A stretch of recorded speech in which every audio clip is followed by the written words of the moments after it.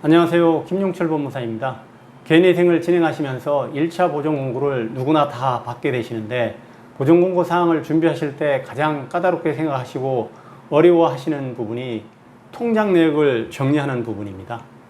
전국 법원이 모든 회생위원들께서 보전공고 사항에 빠지지 않게 요구하시는 것이 최근 대출받은 돈의 사용처, 그리고 최근에 사용했던 통장 내역, 카드 내역, 이런 것들을 꼼꼼하게 정리해 놓은 것을 요구하십니다. 이때 우리가 어떤 것들이 주로 문제가 되는지 이 부분에 대해서 오늘은 말씀드리려고 합니다. 이 문제가 되는 부분들이 많다고 하면 정리할 때도 어려움이 많으시고 청산 가치가 많이 올라가서 변제 금액을 산정할 때도 금액을 많이 납부해야 하는 경우도 생깁니다. 그럼 하나씩 차근차근 설명드리도록 하겠습니다. 먼저 우리가 개인회생 신청서를 법원에 제출하고 나서 보통 검토를 받으시는데 한 달에서 한 달 반 정도 걸리게 됩니다.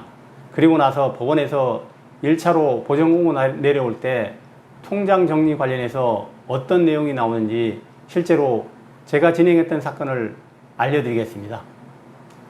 첫 번째로 최근에 청주지방법원에서 진행했던 사건에서 받았던 1차 보전공고 내용입니다. 보전공고 내용을 보시면 개시 신청일 1년 이전경부터 발생한 채무와 계좌 입출금 내역, 그리고 50만 원 이상 카드 이용 내역에 대한 최종 사용처를 정리해 달라고 합니다. 어떤 부분들을 정리할지를 명시해서 보전공고를 내려줍니다. 두 번째는 최근에 제가 인천지방법원에서 진행했던 사건 내용입니다. 여기도 마찬가지로 이 회생위원께서는 채권 번호를 특정했습니다. 그래서 여기서 특정된 번호가 최근에 발생한 채무들입니다. 이 부분은 특히 최근에 채무가 엄청나게 많았던 분입니다. 이분도 마찬가지로 구체적으로 어떤 내용을 정리할지로 쭉 서술을 하시고 예시까지 달아놓았습니다. 내가 몇 번 채무를 언제 빌렸는데 사용처가 어떻게 되는지, 그리고 사용처에 대한 내용은 은행 계좌 중에서 어떤 계좌를 어떤 날짜에 내용을 보면 확인이 되는지 이렇게 정리를 해달라고 하십니다. 그러면 구체적으로 법원이나 회생위원마다 조금씩 소명해야 되는 부분이 다르긴 한데 일반적으로 공통으로 문제가 되는 부분이 어떤 것이 있는지 하나하나 설명해 드리겠습니다. 개인회생 문제되는 통장 내역 첫 번째가 도박, 게임, 비트코인, 그리고 별풍선, 주식 등으로 탕진한 금액입니다. 이 부분이 가장 많이 고민하시는 부분입니다. 저희 상담 전화 오시는 것도 보면 여기에 해당되는 분들이 가장 많으신 것 같습니다. 이것은 일일이 정리를 다 해달라고 하십니다. 그리고 대부분의 경우에 청산 가치에 반영을 해달라고 하셔서 변제금이 많이 올라가게 되는 경우가 많습니다. 그리고 두 번째는 아주 조심해야 되는 부분인데 일반적으로 우리가 전혀 생각을 못하고 사용하시는 경우도 많습니다. 배우자, 부모, 자녀 등 친인척에 대한 증여, 즉 친인척 계좌로 돈을 보내는 것입니다. 그리고 친인척에 대한 채무 변제를 해서 돈을 보내주시는 경우, 이런 경우가 문제가 됩니다. 제가 상담을 하다 보면 이런 질문을 주십니다. 우리 배우자도 채무가 많아서 나와 배우자가 신용불량자가 될 상황이 되었는데 내가 지금 추가로 대출을 받거나 카드에서 카드론을 받아서 우리 배우자의 카드 채무를 변제해도 되느냐? 이런 질문을 주시는데 이것은 당연히 하시면 안 되는 것입니다. 세 번째로 기관대출금 외의 개인 채권자에 대한 편파 변제. 여기서 기관 채권자라는 것은 은행이나 카드사, 그리고 저축은행, 금융기관들을 얘기하는 것입니다. 이거 이외에 개인 채권자, 즉 친인척, 친구, 지인들한테 빌렸던 돈을 먼저 갚게 되시면, 다시 말해서 은행에 대출을 받아서 아니면 카드론을 받아서 지인들이 채무를 갖게 되시면 편파 변제에 문제가 생겨서 문제가 될 수 있습니다.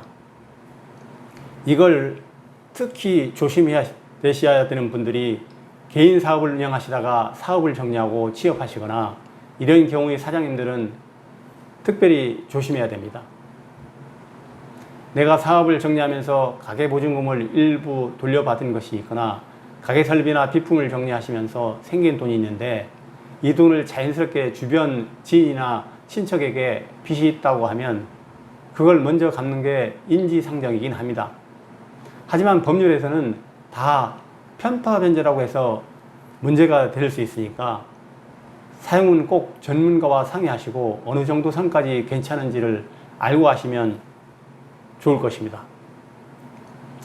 그리고 통장 내역 중에 문제가 되는 것, 네 번째, 소득 대비 과다한 사치성 지출. 이것도 당연히 문제가 됩니다.